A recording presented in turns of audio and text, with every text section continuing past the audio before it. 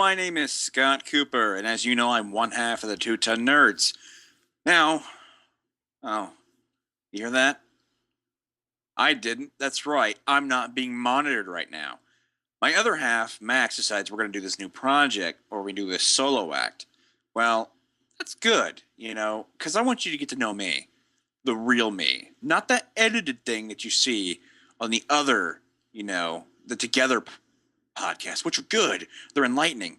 But now the filter's off. This is rated R, and things are about to get nasty. Anywho, we decided that the best thing for us to do is kind of talk about something that we've kind of grew up with and maybe, matured with over the years. Now, if you've listened to Max's, he talks about movies. Max, you did a great job on that. But I'm going to do one a little better. Batman. Now, I don't want to dive into specifics all about Batman because I could spend 2.5 years describing to what he means to me. So what I'm going to talk about is the maturity of Batman movies as I've gotten with age. Kind of like how he talked about movies he got with age, but I want to dive in specific Batman. Talking about the first Batman movie. I loved the first Batman movie when I was little. Now I hate it. And I'm going to tell you why. Batman isn't supposed to use guns. He does in the first Batman movie. I can't stand that. When I was little, I didn't really notice things like that, you don't notice the details and things, you're just wow. That's cool. That's awesome. Big ass balloons that spray gas and kill children. That's the coolest thing ever. And then now all I see is Jack Nicholson's smiling ass face laughing at me, asking if I've ever danced with the devil in the pale moonlight. That and guns. I can't get into the first one anymore. I actually tried to sit down and watch it last year, and I couldn't watch it.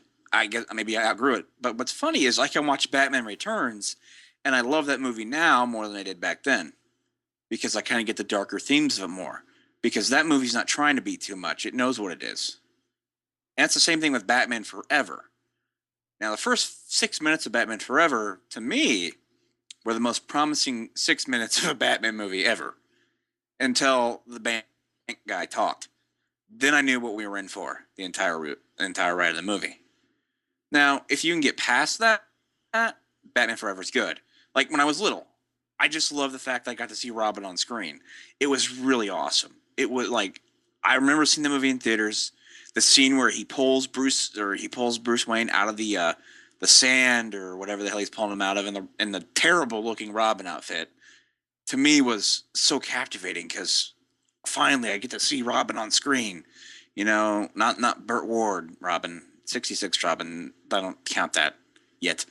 But get to pull, and you get to see Robin on screen. And then finally we decide we're going to add, you don't notice them when you're little, but you notice them when you're older, bat nipples. This is a terrible, terrible thing. It really is. Like, oh my God. Like, if Joel Schumacher was over at my house right now, the cops would already be here for murder. Just for putting bat nipples on the damn bat suit. And Robin's suit, too. I mean, you might as well just put a butler suit on Alfred and put nipples on him. I mean, because at this point, you're just making a commodity of yourself. Joel Schumacher, you're a piece of shit, and you deserve to be fucking lit on fire, okay? And then put out slowly. Just for that. I don't care how bad that sounds. It pissed me off. Putting nipples on the bat suit. Then you release this turd called Batman Forever. Even when I was little, I knew that movie was shit. Okay? I went and seen that in theaters, thinking, okay, it's a Batman movie. Batman Forever wasn't the greatest thing in the world, but I enjoyed it. Batman and Robin, how bad can that be? Well, I don't know when a line comes out like this. Rubber lips. And I don't even know what the hell he said after that because I couldn't get past rubber lips. And him ripping rubber lips off his mouth or something like that. And I see Uma Thurman. Who, by the way, Uma Thurman, who I thought couldn't do wrong as an actress, does wrong as Poison Ivy. I'm sorry, she just does. I mean, not her fault that the movie was written by 3 gorillas and a chimpanzee. It's not her fault. But to me, if I read the script, if I was Uma Thurman, I would have just said, sorry, not doing it. Same thing with George Clooney. George Clooney, who could have been the greatest Batman of all time, we will never know because it was such a shitty movie. could have been amazing as Bruce Wayne and Batman. Instead, all I remember is the damn Batman money card. Never leave home without it. Or he never leaves the cave without it.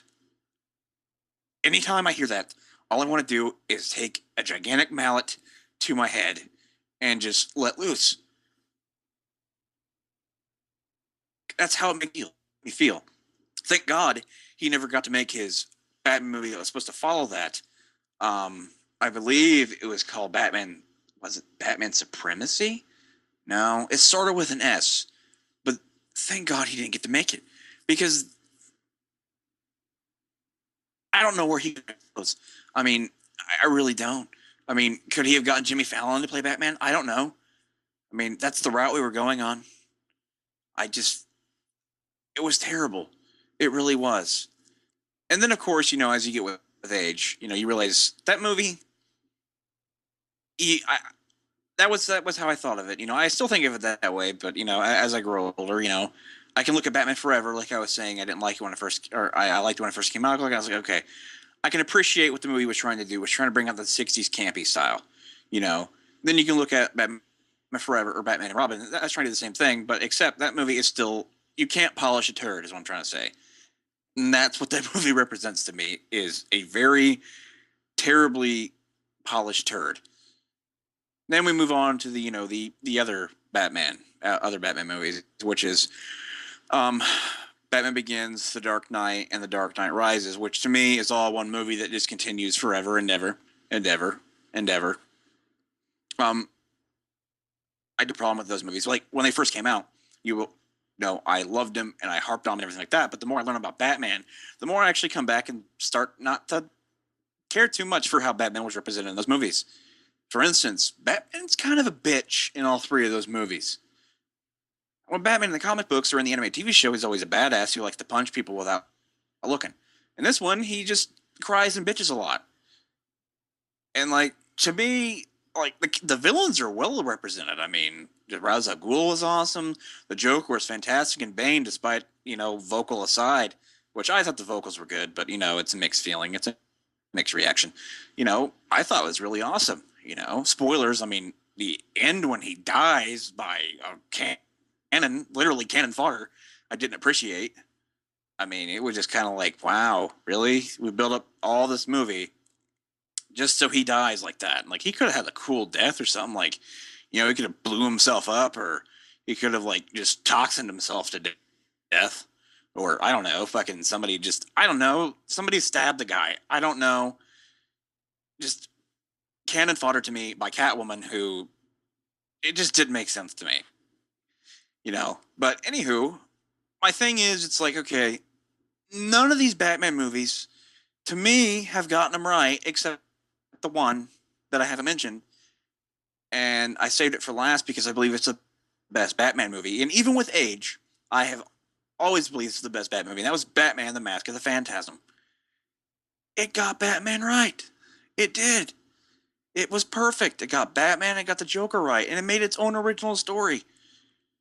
And in the end, I couldn't be happier. It was dark, it was brooding, it was funny, it was a romantic comedy, kind of, for about 5 seconds, but still, it did what it could. And then now, I don't know. That's how I feel. I just feel that these Batman movies, now that I can kind of look at them, yes, they were great movies, but that's what they were. They were movies, the Dark Knight trilogy. I just feel like Batman was a bitch in all three of those movies. The only thing I remember him saying is Rachel a lot. And, those are my thoughts. So, anywho, I hope you enjoyed this chance of diving into my psyche a little bit. You kind of realize that maybe I'm just a little bit on the edge, always. And that's why I need someone like Max to kind of moderate me. But I'm glad he lets us, he's letting you into my world just a little bit. And with my next podcast, I'm really hoping you kind of stick around for those. So as always, like us on Facebook, join the conversation, say hello, say what's up, say how much we suck. Don't care. It's all good. Subscribe to us on YouTube. It's always fun. And follow us on Twitter. Not really follow us on Twitter. Follow Max on Twitter at the one and only MSJ, I believe. And that's about it. Anyway, stay safe and stay classy. All right.